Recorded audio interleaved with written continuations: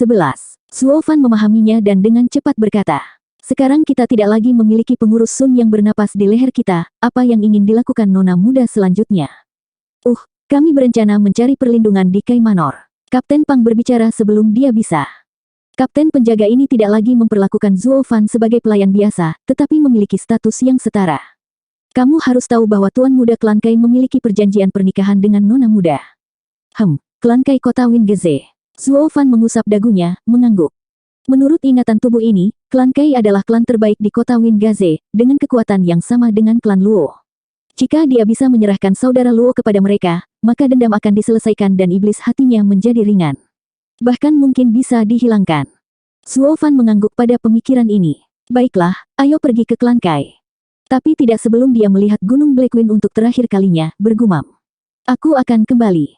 Pada saat yang sama, di sebuah gua gelap di atas Blackwing Mountain, seorang pemuda jahat duduk di kursi besar. Matanya dipenuhi dengan kekejaman saat mereka menjentikkan ke bawahannya. Ada kabar tentang pengurus Sun. Melapor ke Tuan Muda, pengurus Sun mengatakan dia akan segera memiliki seni bela diri. Bandit itu gemetar seperti daun, bahkan takut untuk menatap mata pemuda itu. Hahaha, mundur. Ya, bandit itu menyeka keringat dari kepalanya, tidak berlama-lama lagi jika dia bisa menahannya, karena takut dimakan. Pemuda itu bangkit dan bergerak ke balik selimut yang diletakkan di belakang kursinya. Seorang lelaki tua berbaring di sana, memelototinya dengan marah. Bibirnya bergetar tapi tidak ada kata yang keluar. Pemuda itu menepuk tangan pria itu sambil tersenyum. Tuan, tenanglah, temanmu pergi duluan dan menunggumu. Begitu Returning Dragon Palem tiba, aku akan menyatukan kembali kalian berdua dengan teman lama. Mata lelaki tua itu memerah, seolah ingin memakannya hidup-hidup. Meskipun gemetar terus-menerus, dia tidak bisa melakukan apa-apa lagi. Sebagai tanggapan, tawa buas dan ganas pemuda itu bergema di seluruh gua. Wingeze City adalah kota terbesar dalam 100 mil dan 10 hari perjalanan dari klan Luo. Karena takut bandit lain mengejar mereka, Zuo Fan dan yang lainnya mempercepat dan mencapainya dalam 5 hari. Begitu masuk, hiruk-pikuk kota menyerang mereka sambil juga membawa kenyamanan. Semua ketegangan yang terakumulasi selama beberapa hari terakhir ini tampaknya merembes dari mereka. Sekarang dia akhirnya berada di sekitar orang lain, wajah tegang Luo Yunchang akhirnya menunjukkan senyuman. Yunhai, lihat di sana, menarik tangannya, dia menunjuk ke kios juggling. Kapten Pang senang mengetahui jatuhnya klan nona muda tidak meredam semangatnya. Saudara Zuo Fan, sepertinya saya ingat Anda tidak pernah datang ke kota Wingeze. Zuo Fan hanya mengangguk, Kapten Pang tercengang karenanya. Kesibukan Wingeze City terkenal di sekitar bagian ini. Dia ingat terakhir kali dia datang ke sini dan sangat bersemangat sehingga dia tidak bisa tidur selama 3 malam. Mengapa seorang anak rumahan yang tidak pernah melihat kota yang berkembang bahkan tidak bergeming? Tentu saja, bagaimana dia bisa tahu? Di mata Zuo Fan, tempat ini tidak berbeda dengan desa. Pang tua, apakah klan Kai jauh dari sini? Berbagi kesulitan membawa mereka lebih dekat dan bahkan mulai memanggil satu sama lain sebagai saudara. Luo Yunchang berbicara sebelum Kapten Pang bisa. Kita tidak perlu pergi begitu cepat. Aku dan Yunhai harus melakukan kunjungan resmi terlebih dahulu, lalu aku akan datang menemuimu. Tinggallah di kedai sementara itu. Sangat mengganggu. Zuo Fan mengerutkan kening. Dengan senyum pahit, Kapten Pang hanya mengangkat bahu. Mau bagaimana lagi? Tidak ada yang mengejar kita sekarang. Jika kita pergi ke sana sekarang, mereka akan menertawakan kita karena tidak menunjukkan kesopanan. Baiklah, kamu pergi dulu. Zuo Fan melihat, tetapi mengangguk. Selama saudara-saudaranya aman dan dia mendapatkan kebebasannya, menunggu sedikit lagi tidak ada salahnya. Setelah 5 hari hening, seseorang tidak bisa menahan amarahnya dan mulai mengoceh. Budak bau, Wingeze City adalah domain saudara perempuan saya. Tunggu saja, lihat bagaimana aku akan berurusan denganmu. Luo Yunhai menyilangkan tangannya dan melebarkan lubang hidungnya, menjadi tuan muda kurang ajar yang sama dari sebelumnya. Bam, dia tidak bisa menikmatinya, karena Zuo Fan memberikan tendangan ke punggungnya. Dia terbang 1 meter dan mendarat dengan wajahnya. Tidak perlu menunggu, mari kita selesaikan ini sekarang. Luo Yunchang bergegas membantu kakaknya dan memelototi Zuo Fan. Mengapa kamu selalu memilih anak kecil? Kakakmu yang butuh tamparan. Zuo Fan menatapnya lalu melambai. Pergilah. Setelah Anda menetap, jika Anda masih melihat saya dengan ketidakpuasan seperti itu, saya tidak akan ragu untuk meninggalkan Anda. Luo Yunchang mendengus dan pergi sambil memeluk kakaknya. Luo Yunhai menyandarkan kepalanya di bahunya, wajahnya merah seolah tersedak tapi tidak berani mengintip. Bahkan seorang anak seperti dia mengerti bahwa dua saudara kandung tidak memiliki kekuatan di hutan dan menderita di tangan pelayan yang hina dan pengecut itu. Tapi sekarang mereka berada di Wingeze City, wilayah saudarinya, sepertinya tidak ada banyak perbedaan. Kenapa aku dipukuli oleh budak sialan itu lagi? Apakah budak ini bahkan tidak takut pada langit dan bumi? Luo Yunhai tidak pernah melihat orang seperti dia di klan Luo. Kapten Pang menyaksikan ini dengan kaget, bahkan matanya hampir melotot. Bahkan dia tidak tahu Zuo Fan begitu berani dan kurang ajar sehingga dia memukuli tuan muda tepat di depan nona muda. Namun dia tidak membuat keluhan atau membalas. Nona muda selalu menyayangi kakaknya, tidak pernah sekalipun bersikap kasar padanya. Namun Zuo Fan menginjak-injak tuan muda tanpa mempedulikannya dengan kemudahan dan keterampilan yang luar biasa. Sekarang dia mengerti mengapa tuan muda memandang Zuo Fan seperti tikus yang menatap kucing. Menyeka keringat di dahinya, Kapten Pang berkata, "Saudara Zuo Fan, tuan muda adalah tuanmu. Jika bukan untuk menghormati nona muda, lakukan karena menghormati suaminya.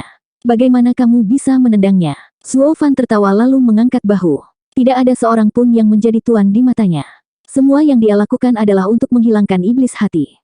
12. Mereka tidak akan kembali untuk sementara waktu. Ayo jalan-jalan keliling kota. Zuo Fan berbalik dan berjalan pergi. Kapten Pang tahu dia tidak mengambil hati kata-katanya dan menghela nafas saat dia mengikuti. Mereka segera berada di area pasar. Disinilah para kultivator pengembara menjual dagangannya, untuk bertukar barang atau bahan kultivasi lainnya. Dengan pengalaman Zuo Fan, dia seharusnya bisa menemukan barang yang diabaikan orang lain. Keduanya mengunjungi banyak kios, dan berkali-kali, Kapten Pang ingin memasukkan tangannya ke dalam sakunya, tetapi ketika dia melihat Zuo Fan berjalan pergi dengan tatapan kusam, dia mengikutinya. Mungkin dia tidak menyadarinya, tetapi kapten besar penjaga itu terpaksa mengikuti Zuo Fan di setiap langkah. "Ai, sejak kapan dunia dipenuhi dengan harta yang terabaikan? Ayo pergi saja." Zuo Fan menjelajahi pasar tetapi tidak ada yang menarik perhatiannya. Saat itulah dia mendengar keributan. Dia pergi menemui pemilik kios dan seorang gadis berwajah merah dalam perselisihan yang memanas. Dia memimpin Kapten Pang melewati pusat keramaian dan melihat penampilan gadis itu. Dia mengenakan pakaian putih, dengan alis halus seperti bulan sabit dan tampak tenang dan lembut. Bahkan ketika dimarahi, dia tidak pernah kehilangan senyumnya seolah-olah dia tidak pernah marah. Dia bertahan meskipun ditentang. "Giok hitam ini palsu. Bagaimana itu palsu? Ini adalah batu giok hitam paling murni, yang jika dibiarkan di bawah sinar matahari selama sehari, akan tetap terasa sejuk saat disentuh. Jika dipakai sebagai liontin, kultivasi akan jauh lebih mudah." Pria itu meludah tanpa henti tentang betapa murninya itu. "Nona muda, apakah Anda mengerti apa yang saya katakan?" Dia menggelengkan kepalanya, tetapi senyumnya tidak pernah goyah. "Saya tidak tahu banyak tentang batu giok hitam, tetapi saya telah melihatnya sehingga saya dapat mengatakan bahwa ini palsu." "Hahaha, kamu melihatnya sekali dan berani mengatakan kamu menemukan yang ini palsu. Apakah Anda mendengar, semua orang?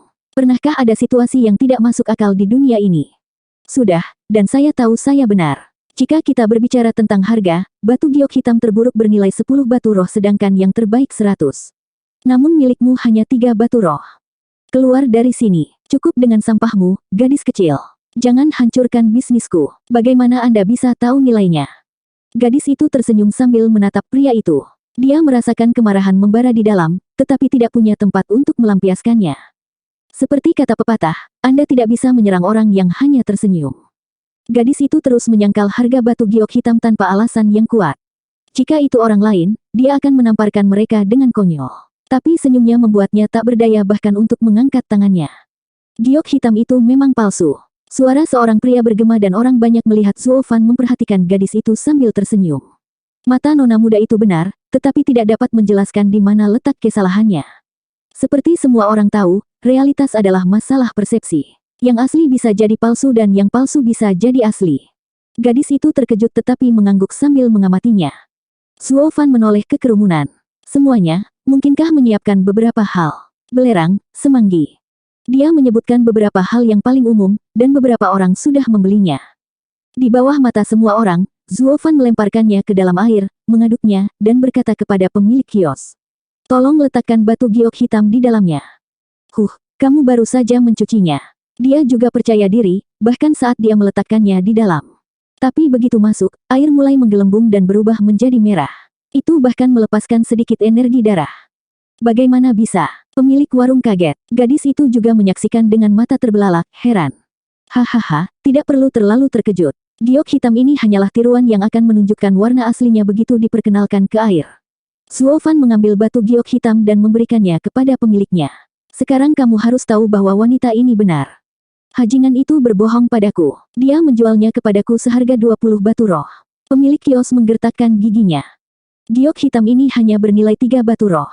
Gadis itu menyatakan penilaiannya lalu tersenyum kepada Zuo Fan. Tuan memiliki mata yang bagus. Saya tahu itu palsu, tetapi tidak dapat menunjukkan perbedaannya.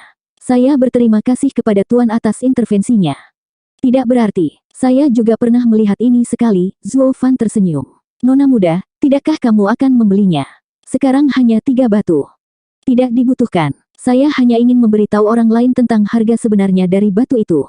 Dia terkekeh dan pergi. Melihat sosoknya memudar ke kerumunan, Kapten Pang menghela nafas di sebelah Zuo Fan. Gadis yang aneh. Zuo Fan, di sisi lain, menghela nafas lega saat dia bergumam. Mata gadis itu tajam dan jahat. Untung dia masih belum berpengalaman, atau dia akan mengambil harta itu tanpa ragu-ragu. Dia kemudian berbalik ke batu giok hitam, matanya bersinar karena kegembiraan. Tapi pemilik warung itu menghela nafas sambil mengemasi barang-barangnya, siap untuk pulang. 13. Tidak pernah berpikir saya akan membuat kesalahan. Pemilik warung membawa tasnya sambil berjalan menyusuri gang terpencil. Dia tidak berbicara, hanya menghela nafas sambil berjalan. Tapi kemudian sebuah suara datang dari belakang. Pemilik, tolong tunggu. Dia berhenti dengan kaget dan melihat Zuo Fan berjalan mendekat. Kau orang yang sebelumnya. Dia mengenali Zuo Fan. Dialah yang menunjukkan kepada semua orang bahwa batu giok hitamnya palsu. Apakah ada sesuatu yang Anda butuhkan? Hahaha, pemilik, aku suka batu giok hitammu dan akan membayar 10 batu roh untuk itu. Zuo Fan tertawa, melirik tas pria itu. Setelah beberapa gumaman, pemilik kios itu memandang Zuo Fan dengan aneh. Tuan, Anda tahu batu ini palsu, jadi mengapa membayar 10 batu roh? Wanita itu mengatakan itu bernilai 3. Sambil menggelengkan kepalanya, Zuo Fan menambahkan. Bahkan jika itu palsu, itu masih bisa dianggap asli. Saya mungkin bisa menjualnya sebagai batu giok hitam. Oh begitu, Anda ingin mengelabui orang lain agar membelinya. Pemiliknya mengangguk mengerti lalu mengamati sekeliling. Karena ini masalahnya, semuanya berbeda sekarang, nilainya lebih dari sekadar 10 batu roh. Kalau begitu, berapa yang kamu inginkan? Zuo Fan menyipitkan mata dengan niat membunuh. Setidaknya 50. Pemiliknya menunjukkan sisi liciknya sendiri. Jika tidak, saya akan menemukan target saya sendiri dan menjualnya dengan harga 100. Berkat pengingat Zuo Fan, pemiliknya menyadari betapa langkanya orang yang bisa membedakan batu giok hitam asli dan palsu. Dia bisa menjual barang palsu itu sendiri dan menghasilkan banyak uang. Apakah Anda membeli, atau apakah saya harus mencari di tempat lain? Melihat ekspresi Zuo Fan, pemiliknya tahu bahwa dia tidak memiliki banyak batu roh. Tapi itu baik-baik saja karena dia bisa menjualnya sendiri dan menipu orang lain dalam prosesnya. Dia berjalan pergi. Tunggu, saat dia mengambil langkah pertama, sebuah tangan meraih bahunya seperti cakar besi, menimbulkan teriakan kesakitan dari pemiliknya. Pemilik, jangan terlalu serakah. Zuo Fan memperingatkan. Jadi bagaimana jika aku serakah? Batu giok hitam itu milikku dan aku akan menjualnya dengan harga berapapun yang aku mau. Suaranya tercekat saat Yuan Qi hitam memasuki tubuhnya. Setelah tubuhnya menjadi hitam, angin sepoi-sepoi menyebarkan debunya ke angin. Melepaskan napasnya, Zuo Fan merasakan Yuan Qi-nya tumbuh sedikit. Dia adalah ahli kondensasi Qi lapisan pertama. Pemilik yayasan pendirian lapisan ke-7 hampir tidak membantu dalam meningkatkan kekuatannya. Dia hanya ingin berdagang, tetapi pemiliknya harus kejam dan memaksakan tangannya. Zuo Fan mengambil batu giok hitam dan kembali ke kedai. Dia tidak kecanduan membunuh, tetapi beberapa orang kecanduan mencari kematian. Zuo Fan bertemu dengan Kapten Pang di kedai dan melemparkannya sebuah kantong. Pang tua, ini. Kapten Pang tidak mengerti. 10 batu roh semuanya ada di sini. Apakah kamu tidak membelinya? Zuo Fan meninggalkan Kapten Pang di kedai setelah meminjam 10 batu roh, mengatakan dia menemukan sesuatu yang menarik perhatiannya. Namun batu roh yang sama tertinggal di dalam tas, tidak tersentuh. Oh, lelaki tua itu sangat baik sehingga dia memberikannya kepadaku. Zuo Fan menghindar. Juga, Pang tua, jaga pintuku dan jangan biarkan siapapun masuk. Dengan itu, dia menutup pintu kamarnya. Kapten Pang merasa aneh, tetapi karena mereka seperti saudara sekarang, dia membantunya. Karena itu, dia duduk di depan pintu Zuo Fan sebagai penjaga. Zuo Fan jelas tentang apa yang terjadi di balik pintunya dan mengangguk, senang. Dia beruntung menemukan pria yang setia. Selanjutnya, dia meletakkan batu giok hitam di atas meja dan melepaskan Yuan Qi gelapnya. Bam! Bagian luar batu itu retak dan jatuh, memperlihatkan cahaya merah darah. Itu bukan lagi batu giok hitam tapi berwarna darah. Selain itu terlihat berdenyut saat berkedip-kedip seperti detak jantung. Aku tahu itu adalah roh darah. Zuo Fan menelan ludah, wajahnya bekerja keras untuk menahan kegembiraan yang jelas dalam suaranya. Roh darah berasal dari batu apapun. Satu-satunya persyaratan pembentukan adalah bermandikan darah jutaan orang, menyerap esensi matahari dan bulan selama ribuan tahun, itu akan berbentuk. Itu adalah harta karun kultivator iblis, harta terlangka. Seorang kultivator akan menggunakan roh darah untuk membentuk bayi darah. Dalam pertempuran, dia bisa mengirim bayi darah untuk menyerap esensi darah lawan lalu membunuhnya. Dan bayi darah bisa tumbuh bersama dengan kultivator. Begitu Zuo Fan tumbuh cukup kuat, bahkan seorang kaisar pun tidak akan berani mengacaukannya. Menurut catatan rahasia 9 keheningan, pernah ada seorang ahli kultivator iblis kuno, Patriark Blood Demon, yang melatih bayi darah ke Saint Stage. Bahkan 10 kaisar kuno tidak mau bermusuhan dengannya. Patriark Blood Demon merasa tak terkalahkan dan pergi untuk menantang Nine Serenities Emperor untuk gelar kultivator iblis terkuat. Itu adalah pertempuran yang berlarut-larut, dengan Kaisar 9 Ketenangan yang terluka parah pada akhirnya, nyaris mengatasi setan darah Patriark dengan setengah gerakan. Namun, Kaisar 9 Ketenangan memperoleh metode rahasia Patriark Darah Setan untuk membesarkan bayi darah, memperbaikinya, dan menambahkannya ke seni transformasi setan. Kaisar 9 Ketenangan ingin melatih bayi darah juga, tetapi tidak pernah mendapat kesempatan. Tidak pernah dia, Zuo Fan, Kaisar Iblis, berpikir dia akan memiliki keberuntungan seperti itu setelah dilahirkan kembali untuk melatih bayi darah. Jika dia memilikinya di kehidupan masa lalunya, Saint tidak akan menjadi apa-apa. Pikiran itu membuatnya bersemangat untuk memotong pergelangan tangannya dan menuangkan darahnya ke batu giok darah. 14. Lop, lop. Sama seperti bagaimana bayi bernafas, setiap tetes darah mendarat di batu dan menghilang pada saat berikutnya.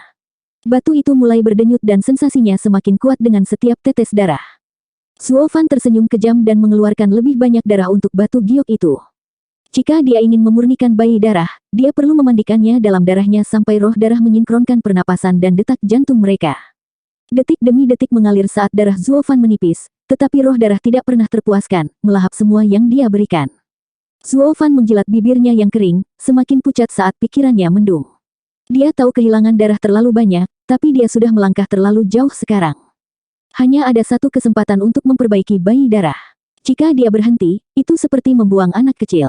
Itu akan berpikir Zuo Fan meninggalkannya dan tidak akan pernah menyetujuinya lagi. Inilah sebabnya mengapa tidak ada jalan untuk kembali setelah Zuo Fan memulai prosesnya. Setelah 1 jam, Zuo Fan merasakan dunia berputar. Jika dia berani melanjutkan ini, itu akan membahayakan hidupnya. Jika hidupnya berakhir, roh darah akan kehilangan maknanya. Saat dia mempertimbangkan untuk meninggalkan proses, perasaan yang tak terlukiskan muncul di hatinya. Zuo Fan tercengang, lalu sangat gembira. Pikirannya dan roh darah sekarang terhubung. Dia memegang batu darah dan mengaktifkan seni transformasi iblis. Black Yuan Qi menyelimuti batu dan untaian darah meninggalkannya untuk memasuki Zuo Fan. Akhirnya, batu darah itu pecah dengan suara keras dan tembakan cahaya merah ke tubuhnya. Zuo Fan memeriksa dengan gembira dan melihat bayi seukuran telapak tangan merah beristirahat di dantiannya. Merasakan matanya, bayi itu membuka matanya lalu pergi tidur. Ini adalah bayi darah. Setelah beberapa saat tertegun, dia melompat kegirangan. Dia tidak pernah berpikir akan sangat mudah untuk memperbaiki bayi darah. Meskipun dia berhasil, dia kehilangan terlalu banyak darah. Ketika dia berdiri, kakinya menjadi lunak dan menyentuh tanah. Tapi bahkan itu tidak bisa menghapus seringai dari wajahnya. Sekarang aku memiliki bayi darah, langkah selanjutnya adalah mempelajari seni bela diri untuk belajar. Blood Palm, seni bela diri peringkat fana menengah. Telapak tangan akan menghujani darah seseorang dan membalikkan alirannya. Berkat juga memiliki bayi darah, sekarang cukup buas bahkan untuk merusak esensi darah seseorang. Meskipun hanya peringkat fana menengah, kekuatannya sekuat seni bela diri peringkat fana tinggi. Bahkan mungkin melampaui itu. 10 hari kemudian, pintu terbuka dengan derit dan Zuo Fan keluar sambil menyeringai. Kapten Pang bangkit dan menggosok matanya. Kenapa lama sekali? Kai Manor belum mengirim seseorang. Melihat Pang Tua yang lelah, Zuo Fan tersenyum. Pang Tua, terima kasih atas kerja kerasmu. Ai, apa kerja keras antara saudara? Tapi kita tidak bisa membiarkan nona muda dan tuan muda menunggu terlalu lama. Kamu tidak ingin tahu apa yang telah aku lakukan selama 10 hari terakhir. Itu urusanmu. Anda akan memberitahu saya kapanpun Anda mau. Kapten Pang melambai dengan acuh tak acuh, menarik Zuo Fan dengan tergesa-gesa menuju Kai Manor. Zuo Fan tersentuh melihat pria kasar ini. Meskipun tidak saling mengenal lama, Pang Tua memiliki kepercayaan penuh padanya. Ini tidak pernah terjadi sepanjang hidupnya sebagai Kaisar Iblis. Mereka tiba 1 jam kemudian di depan gerbang megah dengan tanda bertuliskan huruf emas, Kai Manor. Tepat ketika mereka akan masuk, para penjaga menghentikan mereka. Berhenti, siapa kamu berani memasuki Kai Manor? Kapten Pang menggenggam tangannya. Hahaha, saya kapten penjaga klan Luo, Pang Yu, dan ini adalah pelayan klan Luo, Zuo Fan. Nona muda dan tuan muda saya adalah tamu di rumah Anda. Zuo Fan terkejut. Sejak kapan dia menjadi pelayan klan Luo? Pang Yu tahu apa yang dia pikirkan dan berbisik. 8 hari yang lalu, orang-orang dari klan Kai datang untuk mengatakan bahwa kamu adalah pelayan klan Luo. Nona muda pasti telah melakukannya. Selamat, saudara Zuo, hehehe. Menggelengkan kepalanya karena ketidakberdayaan, Zuo Fan tersenyum pahit. Dia tidak ingin menjadi pelayan, tetapi untuk mempercayakan keselamatan 2 kakak beradik kepada klan Kai dan membebaskan dirinya dari iblis hati. Bagaimana mungkin Kaisar Iblis yang agung menjadi pelayan klan yang lemah? Tapi seperti bagaimana dia memandang rendah klan Luo, begitu pula para penjaga Kai Manor. Kedua penjaga itu melirik dengan penuh penghinaan. 2 lainnya muncul untuk menipu jalan mereka ke makanan gratis. Hei, apa yang kamu katakan? Kapten Pang marah dan ingin berdebat, tetapi Zuo Fan menghentikannya. Mereka berjalan ke dalam. Kapten Pang tidak mengerti. Mengapa Anda menghentikan saya? Zuo Fan hanya memiliki ekspresi muram. Sikap 2 pelayan ini adalah cerminan dari tuan mereka. Tidak ada yang baik akan keluar dari berbicara dengan mereka. Keduanya perlu menemukan Luo Yunchang dan memahami apa yang terjadi. Kai Manor mungkin bukan tempat yang baik untuk menaruh kepercayaannya. Setelah beberapa penyelidikan, mereka menemukan kediaman Luo Yunchang. Melihat tempat celaka yang mereka tinggali, bahkan lebih rendah dari ruang kedai, Kapten Pang mengutuk. Mengapa klan Kai memperlakukan nona muda dan tuan muda seperti ini? Mereka bahkan kurang dari tamu. Bukan hanya itu, mereka bahkan tidak menganggap mereka manusia. Zuo Fan merasakan amarah yang menggelegar di dalam. Jika bukan karena ketidakadilan yang mereka terima, dia tidak akan membuang-buang waktu dan tenaga. Ayo masuk. Zuo Fan bergegas ke samping Kapten Pang yang sedang terburu-buru untuk membuka pintu. Di dalam, mereka melihat Luo Yunhai duduk di tempat tidur dengan kecewa, tanpa antusiasme seperti biasanya. Tempat itu kasar, hanya dengan kursi rusak dan meja rusak. Mata Kapten Pang berkaca-kaca. Tuan muda, jangan sedih. Nak, di mana adikmu? Zuo Fan terus terang, tanpa simpati. Sepertinya pemukulan Zuo Fan membuat bayangan di hatinya. Luo Yunhai yang tak bernyawa menggigil dan terbangun. Luo Yunhai tergagap pada Zuo Fan yang mengamuk. Kakak pergi ke Tuan Muda Kai, untuk membantu membangun kembali Cloud Manor. Meminta bantuan dalam situasi ini adalah penghinaan. Ayo kita cari adikmu. Zuo Fan menyeret Luo Yunhai dari tempat tidur, sikapnya lebih buruk dari sebelumnya. Kapten Pang panik, ingin menghentikan Zuo Fan dari bersikap kasar kepada tuannya. Tapi suasana hati Zuo Fan sepertinya membuatnya kesal, dan semua keberanian meninggalkannya. Karena itu, Luo Yunhai gemetar ketakutan saat dia memimpin mereka. Kapten Pang mengejar mereka, berpikir, siapa tuannya di sini? 15. Di sebelah sungai yang jernih, seorang pria anggun sedang bermain-main dengan seorang wanita menawan berbaju merah.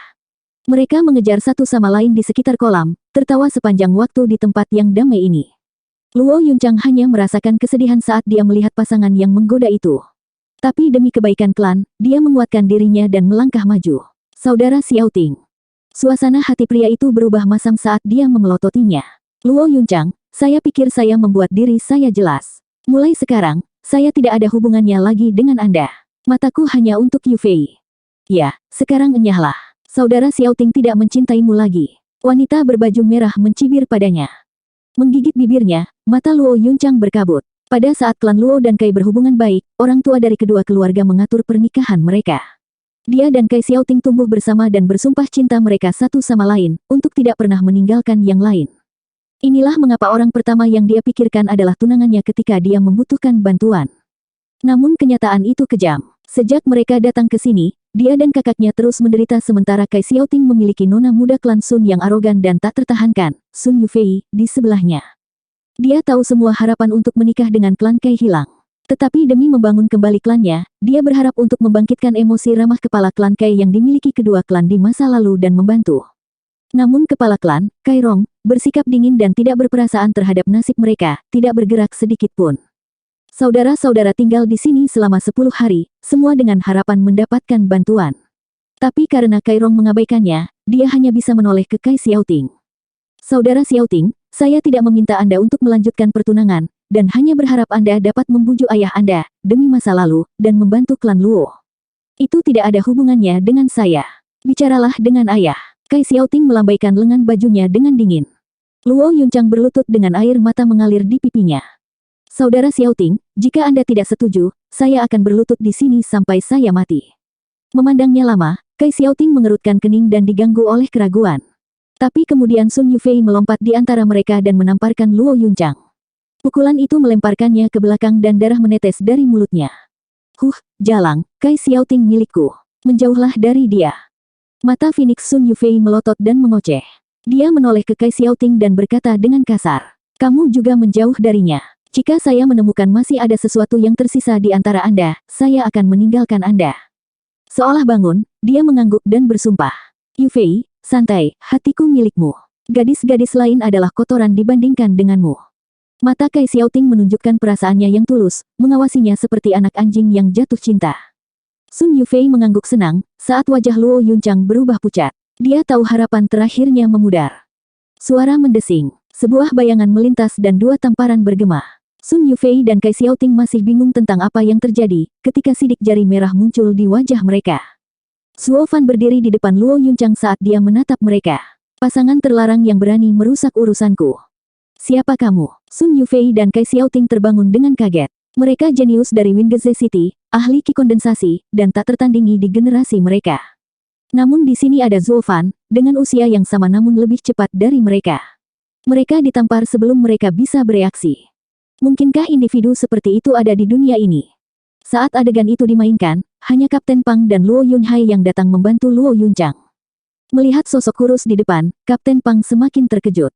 Meskipun dia ahli di lapisan keempat ki kondensasi, sementara Kai Xiaoting berada di lapisan ketiga, satu tingkat di bawahnya, mereka memiliki pendidikan yang berbeda dan jika mereka bentrok, dia bahkan mungkin kalah.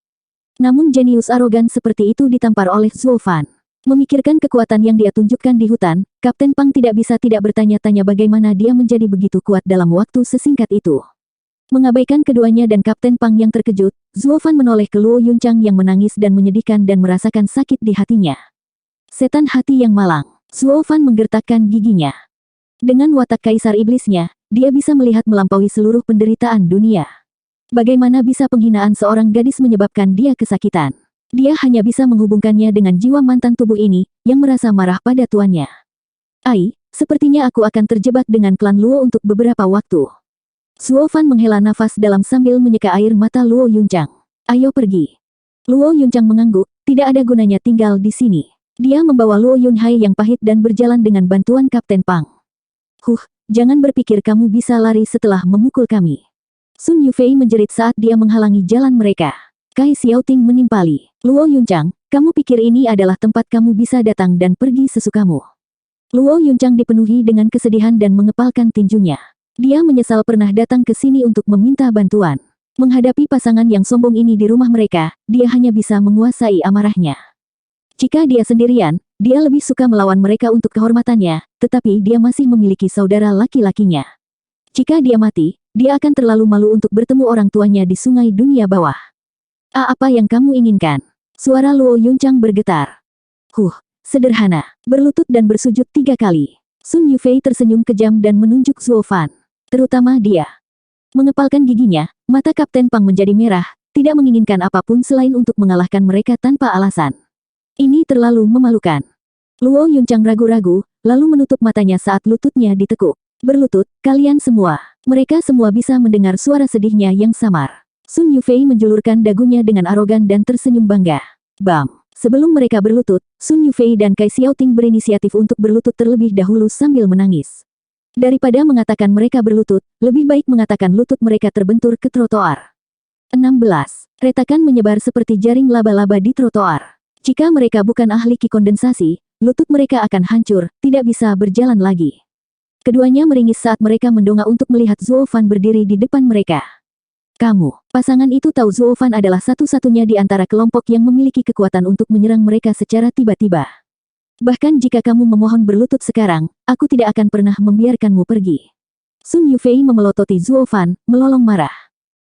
Dua pukulan bergema dan Zuo Fan menendang mereka tanpa ragu-ragu.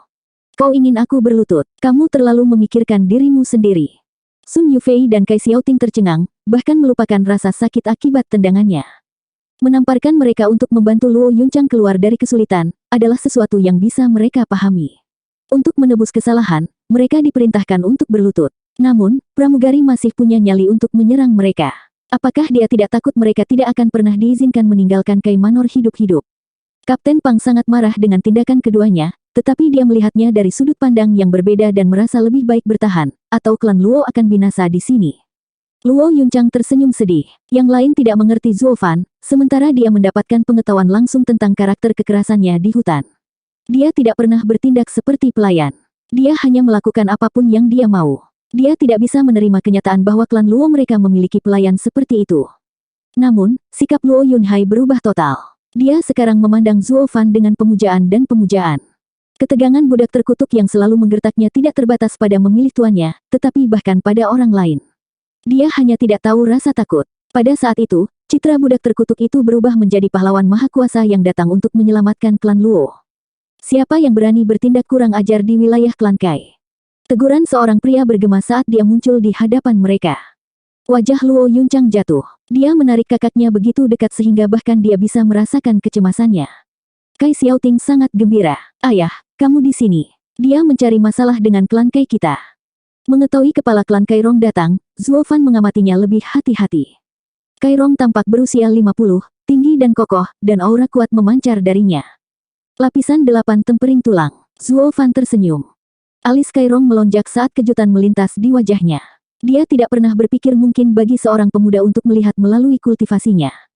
Mata yang bagus. Puji Kai Rong. Bolehkah saya bertanya siapa Anda? Pelayan klan Luo, Zuo Fan. Kai Rong terkejut dan mengamatinya dengan cermat. Dia mendengar dari Luo Yunchang bahwa klan Luo memiliki pelayan baru, karena yang lama berubah menjadi pengkhianat, tetapi dia tidak berpikir itu akan semudah Zuo Fan. Dan dia juga mengeluarkan energi aneh.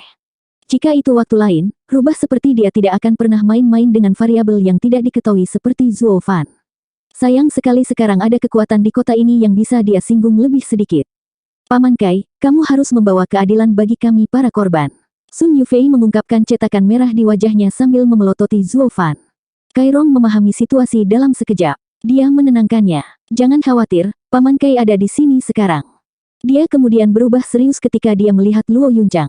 Yunchang, aku membawamu, saudara, karena kebaikan. Tidak apa-apa jika Anda tidak membalas, tetapi mengapa mencari masalah? Luo Yunchang bergidik, kehilangan kata-kata. Zuo Fan melangkah maju sambil tersenyum. Kepala klan Kai, kamu bahkan menggertak seorang wanita seusianya. Saya tidak perlu mengatakan apa-apa lagi. Selain itu, berhentilah mengkhotbahkan kebaikan. Tidak perlu berbasa-basi, Anda melakukannya karena keuntungan, atau Anda tidak akan membatalkan pernikahan. Baiklah, karena kamu ingin kami bermusuhan, aku tidak akan bersikap lunak. Wajah Kai Rong berubah. Hari ini, aku harus menyelesaikan ini untuk Yufei. Anda hanya perlu menangani serangan telapak tangan saya. Saya tidak akan mengambil keuntungan dari Anda dan hanya menggunakan 20% kekuatanku. Biarkan hidup dan mati diputuskan seperti ini. 20%. Saat pupilnya menyusut, Kapten Pang berteriak. Itu bahkan lebih kuat dari serangan habis-habisan ahli kondensasi Ki lapisan ke-9. Anda jelas ingin kami mati. Paman Kai, aku mohon. Yunhai masih anak-anak, dia tidak bersalah. Yunchang memohon. Tapi Kai Rong mendengus, lalu tersenyum pada Sun Yufei.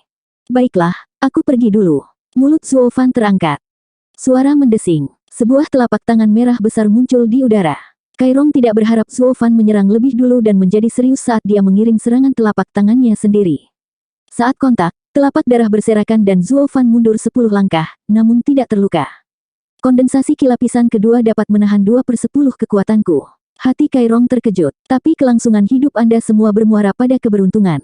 Hahaha, satu-satunya alasan aku masih hidup adalah karena aku tidak percaya pada keberuntungan. Dan dia menunjuk ke tangan Kai Rong sambil menyeringai. Tapi kekuatan. Mata Kai Rong menyipit, tangannya berdarah dari pertukaran sebelumnya. Bagaimana ini bisa terjadi? Dia hanya kultivator Ki kondensasi lapisan kedua sementara saya kultivator tempering tulang lapisan ke-8. Itu perbedaan satu tingkat penuh. Selanjutnya, kata Zuo Fan. Kamu benar-benar berpikir itu 2/10. Itu bahkan tidak 1/10. Kai Rong mulai mengingat apa yang terjadi. Terlepas dari semuanya yang tiba-tiba, dia memang ingin melepaskan 2/10, tetapi ketika dia melepaskan telapak tangan, darahnya jatuh berantakan dan hasilnya jelas bagi semua orang. Juga, lihat putramu. Zuo Fan menunjuk Kai Xiaoting. Kairong melihat putranya meludahkan seteguk darah. Ayah, apa yang terjadi? Kai Xiaoting panik. Dia tidak terluka tetapi dia muntah darah. Zuofan, apa yang kamu lakukan? Kairong meraung. Zuofan menjawab dengan mencibir. Saya hanya ingin memberitahu kepala klan Kai bahwa saya dapat mengambil nyawa putra Anda kapan saja. Harap mempertimbangkannya. Saat Kairong ragu-ragu, Zuofan menunjuk lagi, memunculkan mulut darah lain dari Kai Xiaoting. Baiklah, aku percaya padamu. Kairong menyeka alisnya yang berkeringat saat dia berbicara dengan suara gemetar. Dia tidak tahu trik apa yang dia lakukan pada putranya, tetapi Zuofan siap untuk campur tangan. Dia sekarang menyesal. Jika dia tahu klan Luo memiliki pelayan yang cerdik dan tegas, dia tidak akan mengambil sejauh ini. Kalau begitu, aku akan mengucapkan selamat tinggal padamu di sini. Kepala klan Kai. Zuofan mencibir sambil menangkupkan tangannya lalu menarik Luo Yunchang dan berjalan pergi. Zuofan tertawa sepanjang waktu. Hari ini kamu suka menggertakku, besok kamu akan berada di bawahku. Paman Kai, apakah kamu membiarkan dia pergi? Sun Yufei berkata dengan kebencian. Mendesah tak berdaya, Kairong bergumam ketika dia melihat Zuofan pergi. Alih-alih menawarkan perlindungan, aku mengundang musuh. Sambil menggelengkan kepalanya, dia membantu Kai Xiaoting masuk. Setelah beberapa langkah, matanya berkilat saat dia menoleh ke Sun Yufei. Yufei, kita harus mengakhiri Zuofan sesegera mungkin. Dia akan membahayakan klan Sun Anda. Anda tidak berani menyerangnya karena putra Anda. Klan Sun saya tidak takut. Aku akan membiarkan dia merasakan apa artinya menyinggung 7 rumah bangsawan. Sun Yufei berbicara dengan kebencian. 17. Saat mereka meninggalkan Kai Manor, Kapten Pang dan Luo Yunchang gemetar dan bahkan sesekali menoleh ke belakang karena takut Kairong berubah pikiran. Hanya Zuofan yang tenang, namun sedikit kemarahan masih ada di hatinya. Nona muda, apakah ada tempat lain yang bisa kita kunjungi? Zuofan bertanya dengan nada dingin. Matanya berubah berkabut saat dia menggelengkan kepalanya. Kapten Pang juga ikut berduka. Mengambil napas dalam-dalam, Zuofan menggertakkan giginya dan berjanji pada dirinya sendiri untuk meratakan klan Kai ke tanah suatu hari nanti. Dia hanya selangkah lagi dari menyediakan tempat yang aman bagi saudara Luo, namun ayah dan anak klan Kai menghancurkan semuanya. Jika tiba saatnya klan Kai hancur karena mereka menyinggung Zuofan, Kairong akan memuntir ke dalam dengan penyesalan. Tapi itu masa depan. Sekarang, Zuofan kesal. Harapannya pupus dan dia harus menghabiskan lebih banyak waktu untuk merawat Luo bersaudara. Zuofan bergumam sebentar, lalu berkata, Nona muda, apakah Anda tahu apa itu 7 rumah bangsawan? Apa? Dari mana kau mendengarnya? Luo Yunchang panik saat dia melihat Zuofan. Seolah-olah dia tahu rahasia surgawi. Tetapi mengingat peristiwa fantastis yang terjadi beberapa hari terakhir, dia santai. Kapten Pang juga memandang Luo Yunchang dengan aneh. Ini adalah pertama kalinya dia mendengar tentang mereka. Mengerucutkan bibirnya untuk waktu yang lama, Luo Yunchang akhirnya berbicara dengan nada serius. Karena kami tinggal di Cloud Manor dan tidak berurusan dengan mereka, tidak mengetahui mereka adalah normal.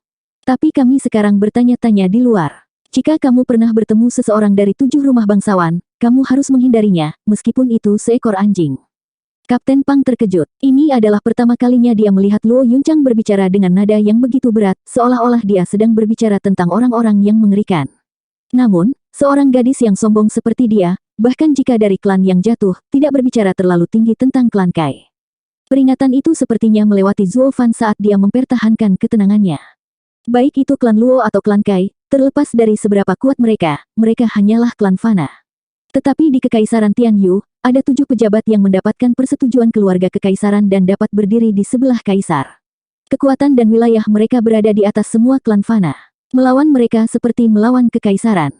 Apa? Dunia ini memiliki klan yang dapat berdiri di samping keluarga kekaisaran. Wajah Kapten Pang berkerut ketakutan.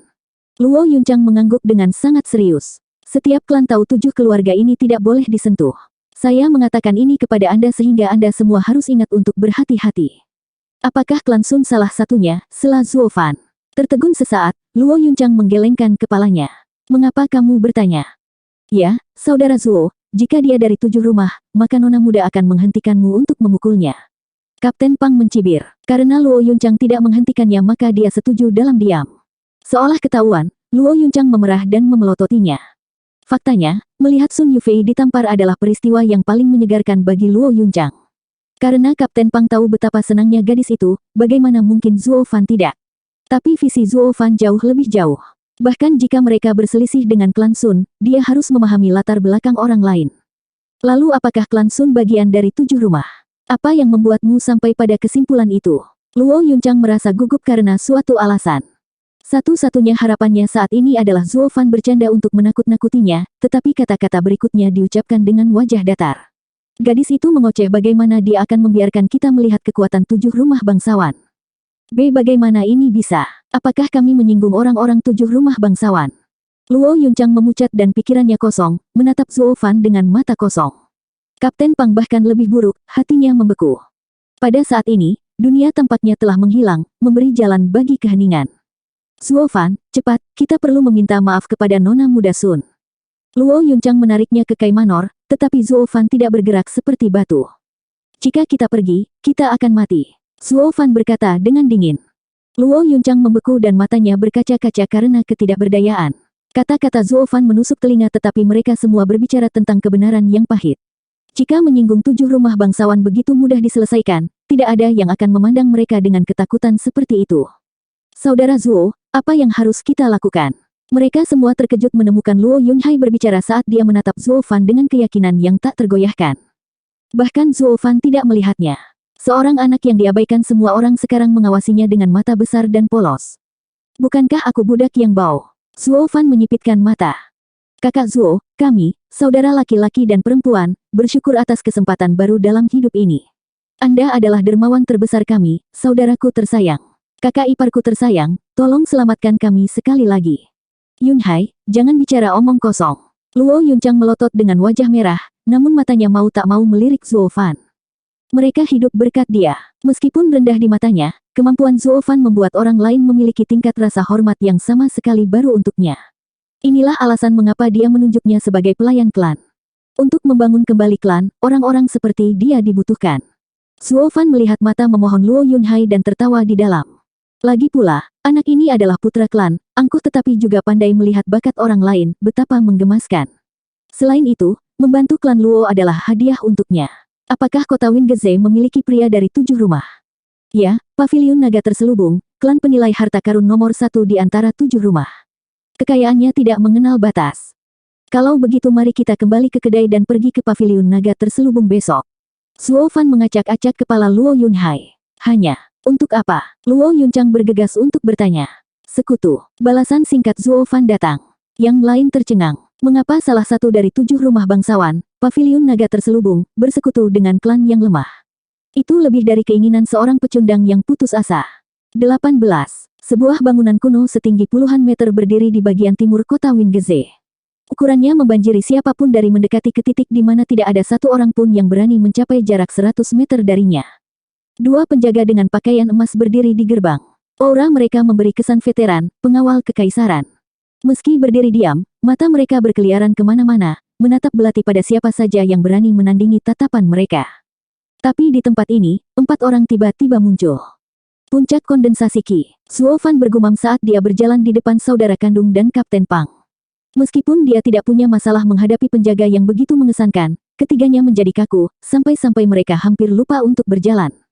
Berhenti. Para penjaga menghalangi jalan Zuo Fan. Paviliun Naga Terselubung bukanlah tempat untuk Anda herankan. Saya meminta Anda mengirim kabar tentang Nona Muda klan Cloud Manor Luo, Luo Yunchang, saya telah tiba untuk menilai sesuatu. Mata Zuo Fan bahkan tidak menatap mereka. Keduanya bertukar ekspresi terkejut. Wingeze City tidak kekurangan orang yang datang ke sini untuk melihat penilai, tetapi semua takut dan menjilat mereka ketika berbicara. Ini adalah pertama kalinya, bertemu dengan anak yang sombong. Kami belum pernah mendengar tentangmu. Penilai kami tidak bisa bertemu dengan siapapun, kata seorang penjaga dengan kasar. Luo Yunchang menundukkan kepalanya. Salah satu dari 7 rumah mulia, Paviliun Naga Terselubung, tidak akan pernah memperhatikan klan seperti semut. Mereka bahkan tidak layak untuk berbicara dengan mereka, apalagi menjadi sekutu.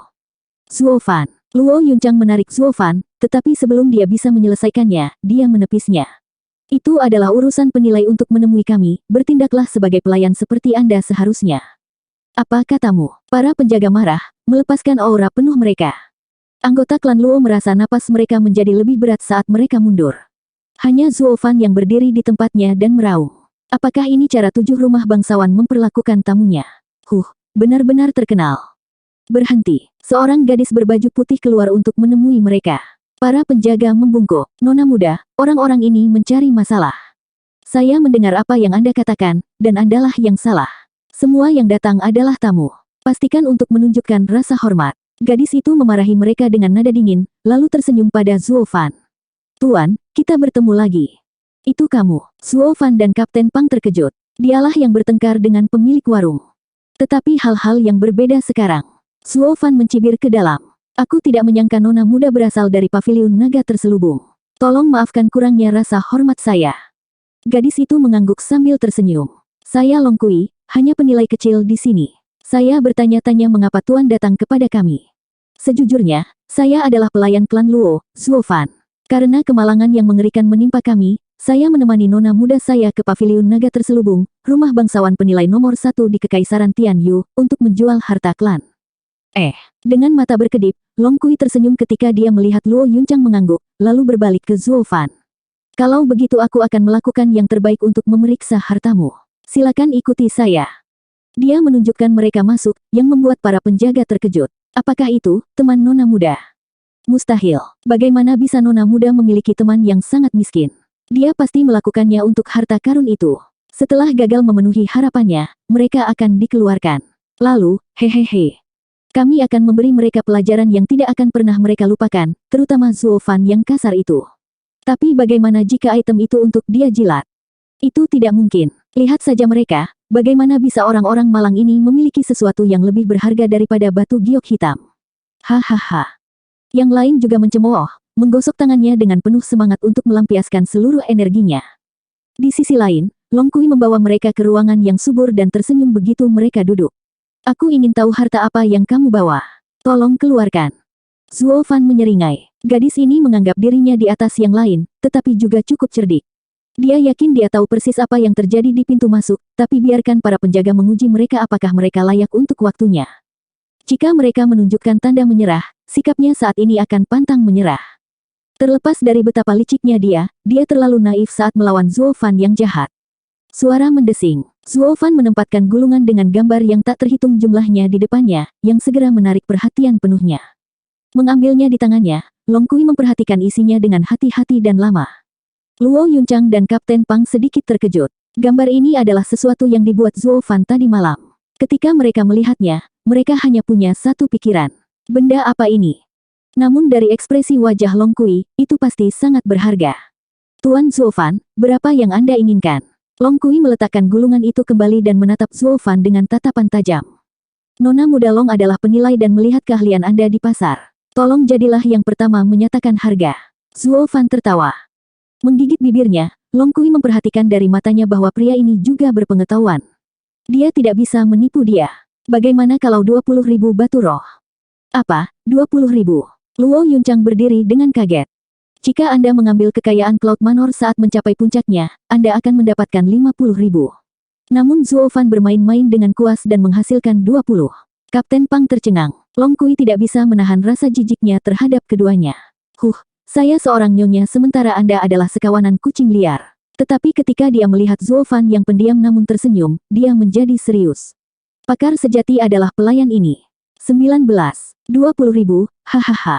Zuo Fan menggosok dagunya, menggelengkan kepalanya saat dia meraih gulungan itu. Karena nona muda Long tidak jujur, tidak perlu melanjutkan. Tubuhnya bergerak mundur dan memeluk gulungan itu, takut Zuo Fan akan mengambilnya. Tuan Zhao, 20.000 tidak sedikit untuk arai kelas 1. Dan ini adalah gambar, bukan slip batu giok. Harga saya ini adil. Hahaha, nona muda Long, aku mungkin tidak terlalu terpelajar, tapi aku tahu ketika kamu mencoba menipuku. Beri aku gulungan itu. Zuo Fan mengulurkan tangan tetapi tidak terburu-buru untuk mengambilnya saat dia menatapnya. Mengencangkan cengkeramannya pada gambar, Long Kui menggigit bibirnya dan berteriak. Anggap saja sebagai kerugianku, 30.000. Nona muda Long, masih belum cukup jujur. Zuo Fan menggelengkan kepalanya dengan kecewa dan membungkuk untuk mengambil gulungan itu. Long Kui meringkuk ke belakang, ingin menghindari cengkeraman jahat Zuo Fan. Gambar ini memang arai kelas 1, dan ini bukan pertama kalinya dia melihatnya.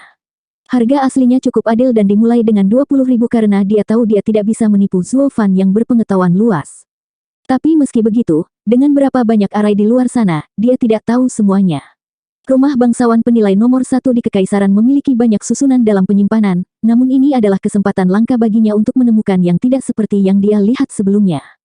Karena itu, Bahkan jika dia akan kalah, dia akan melakukan semua yang dia bisa untuk memiliki susunan ini. Sayang sekali Zuo Fan yang tanpa henti menghalangi jalannya, tidak mau mundur bahkan setengah langkah. Karena itu, dia menoleh ke nona muda yang diabaikan dari klan Luo. Nona muda Luo, gambar ini paling banyak 30.000. Hanya paviliun naga terselubung yang memiliki kekayaan untuk membeli gambar seperti itu di seluruh kekaisaran. Anda tidak akan mendapatkan harga yang lebih baik di tempat lain. Dia ragu-ragu dan melirik Zuo Fan. Long Kui tahu dia telah melarikan diri dan mendorong keuntungannya untuk membujuknya. Nona muda Luo, kamu dan paviliun naga terselubung melakukan transaksi besar dan akan menjadi tamu terhormat kami. Pintu kami akan selamanya terbuka untuk Anda. Tamu terhormat, Luo Yuncang bergumam. Bukankah ini mendapatkan pendukung? Hatinya diliputi kegembiraan dan menoleh ke Zuo Fan. Bagaimana jika? Jangan asal bicara. Zuo Fan meraung dan memelototinya. Wanita bodoh ini terombang-ambing dalam hitungan detik. Bagaimana bisa paviliun naga terselubung menjulurkan kepala mereka untuk beberapa tamu omong kosong? Untuk mendapatkan yang terbaik dari kekuatan mereka, untuk mendapatkan perlindungan mereka, mereka hanya bisa mencapainya melalui perdagangan yang setara. Nona muda Long, saya adalah pelayan klan Luo, yang bertanggung jawab atas semua hal yang berkaitan dengannya. Tolong kembalikan gambarnya. Senyum Zuo Fan digantikan oleh tatapan dingin. Long Kui tampak linglung, pertama menatap ke arahnya lalu ke Luo Yuncang.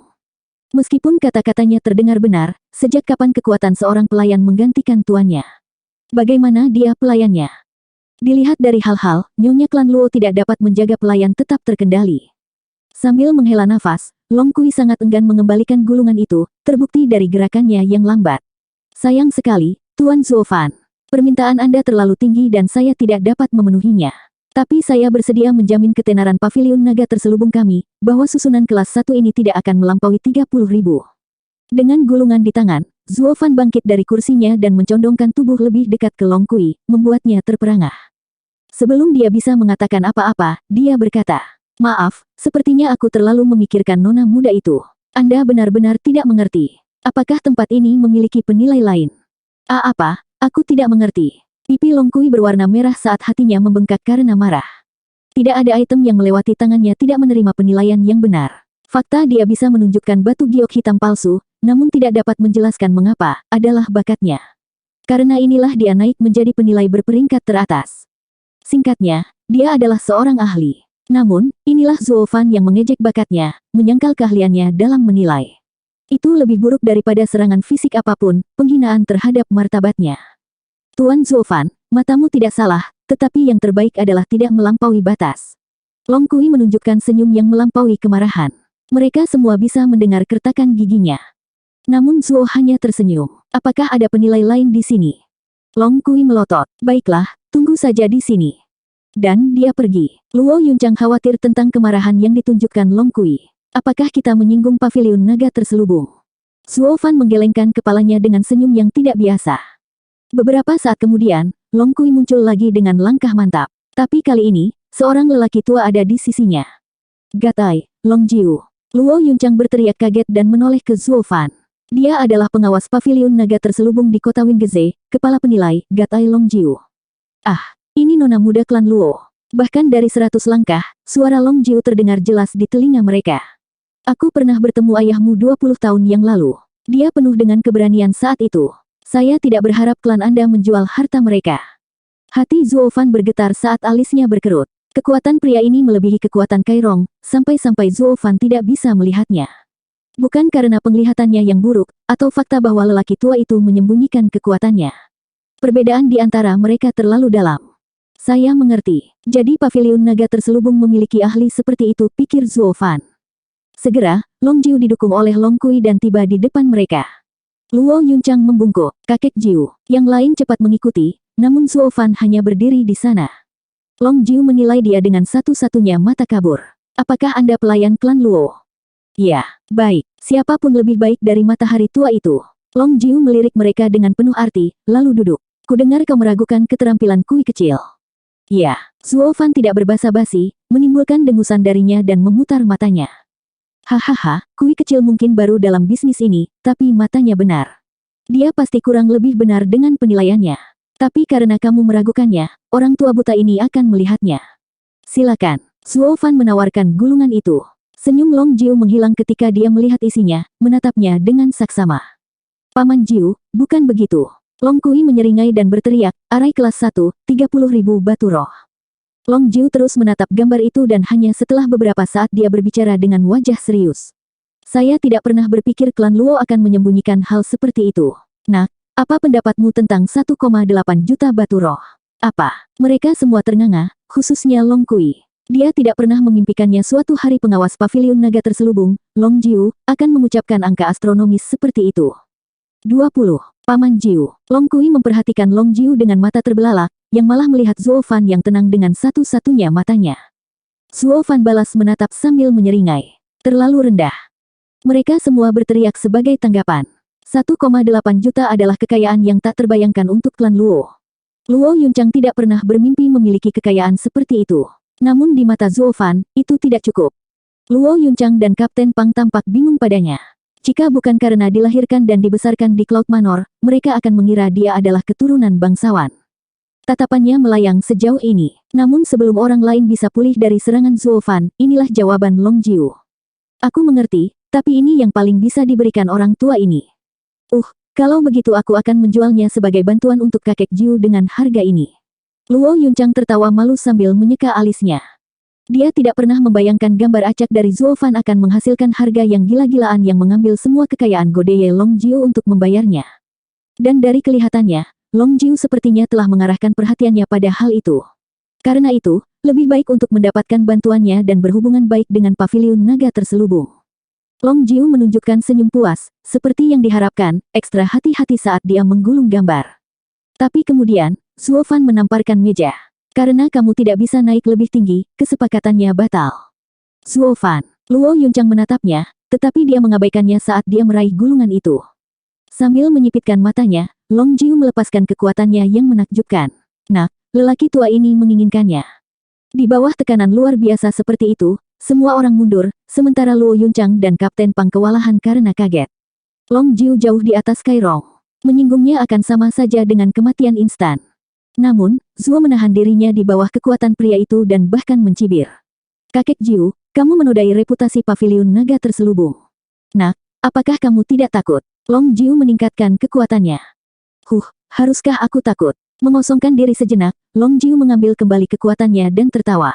Hahaha, anak baik. Dengan Anda yang bertanggung jawab atas klan Luo, mereka tidak perlu khawatir. Yang lain bingung. Keduanya selangkah lagi dari melompat di tenggorokan satu sama lain dan pada saat berikutnya semua menjadi asap. Namun, tidak ada yang tahu keduanya memindahkan pertempuran dari otot ke pikiran. Long Jiu melepaskan kekuatannya untuk melunakkan Zuo Fan agar menjual lukisan itu padanya. Sebagai gantinya, Zuo Fan mendorong melalui tekanan dan bertanya kepada lelaki tua itu tentang kehormatannya. Paviliun naga terselubung adalah rumah penilai nomor 1 di antara 7 bangsawan. Jika paksaan ini bocor maka kerusakannya tidak akan terbayangkan. Zuo Fan bertaruh pada nasibnya dan tempat kehormatan klan di hati Long Jiu dan menang. Dengan pandangan mendalam yang diarahkan pada Zuo Fan, Long Jiu mengambil pendekatan langsung. Nak, aku tahu kamu tidak datang hanya untuk menjual gambar ini. Apa syaratmu? Sambil menyeringai, Zuo Fan mendorong gambar di depan Long Jiu. 10 juta adalah tawaran yang adil. Mari kita mulai dengan meminta Anda membayar kami 1 juta dan sisanya perlahan-lahan. Itu, Long Jiu menatap gulungan itu lalu mengangguk setelah beberapa saat. Baiklah, sampai hutangnya dibayar, paviliun naga terselubung harus berhutang pada klan Luo. Long Jiu mengambil gulungan itu dan pergi. Namun begitu dia pergi, suaranya tertahan. Kui kecil, beri mereka 1 juta batu roh dan bawa mereka keluar. Ya, Long Kui diliputi oleh pemikiran yang berbeda karena dia belum pernah melihat Long Jiu dengan ekspresi masam seperti itu. Kembali ke Zuo Fan, ini adalah pertama kalinya dia melihatnya tersenyum puas. Selanjutnya, dia menyerahkan 1 juta batu roh dan melihatnya keluar. Di gerbang, kedua penjaga sangat ingin mereka muncul dan mengajari mereka 1 atau 2 hal, tetapi sikap hormat Long Kui mengacaukan rencana mereka. Dan ketika mereka mendengar kesepakatan yang mereka buat termasuk 1 juta batu roh, mereka tercengang. Tidak pernah mereka membayangkan tempat terpencil seperti ini bisa datang dengan kesepakatan yang begitu penting. Itu menjadi salah satu dari 3 kesepakatan teratas dalam sejarah paviliun naga terselubung. Sial, syukurlah kami tidak melakukan apa-apa atau bencana mungkin terjadi. Seorang penjaga menyaksikan keempatnya pergi dan menyeka keringat di keningnya. Yang lain hanya menggelengkan kepalanya. Paviliun naga terselubung memperlakukan klan kaya dengan hormat. Jika salah satu dari anak buah mereka berani menyinggung klan, keluarga bangsawan akan memberikan hukuman. Dalam kasus klan dengan sejuta batu roh, kurangnya sopan santun para penjaga bahkan akan berakhir dengan kematian mereka. Memikirkannya, mereka mulai berkeringat. Di sisi lain, Long Kui kembali ke Long Jiu yang sekarang melihat setiap detail dari arai kelas 1. Paman Jiu, bukankah itu hanya arai kelas 1? Bagaimana ini bernilai 10 juta? Aku bahkan tidak pernah melihat barang yang berharga sebanyak itu. Long Kui bertanya begitu dia melewati pintu. Sambil menghela nafas, Long Jiu memberi isyarat padanya di sebelahnya. Kui kecil, lihat lebih dekat, ini mungkin satu-satunya dari jenisnya di Kekaisaran. Ini, mata Long Kui berkilat kaget. Arai kuno. Long Jiu menunjukkan betapa tersentuhnya dia dengan setiap kata, arai kuno adalah seni yang hilang, namun ini pada dasarnya telah membuktikan keberadaan mereka. Itu tak ternilai harganya, dan bahkan 10 juta terlalu rendah. Apa? Itu sangat berharga. Mengangguk, Long Jiu mengungkapkan senyum kekanak-kanakan, seolah-olah dia mendapatkan mainan yang paling berharga. Tapi sesuatu terjadi padanya yang memperburuk suasana hatinya. Kui kecil, beritahu Ah Jie untuk menemukan 5 ahli dan mengawasi klan Luo. Mereka menyinggung klan Sun hari ini. Mengapa kita harus membantu mereka? Long Jiu mendengus. Apakah kamu tidak mendengarkan? Kami berutang kepada mereka. Long Kui mulai mengingat. Jadi ini yang ditawar Zuo Fan dan Long Jiu. Namun, paman veteran Jiu dikalahkan dalam negosiasi oleh seekor anak anjing. Tentu saja dia dalam suasana hati yang buruk. Long Kui tidak bisa menahan tawa.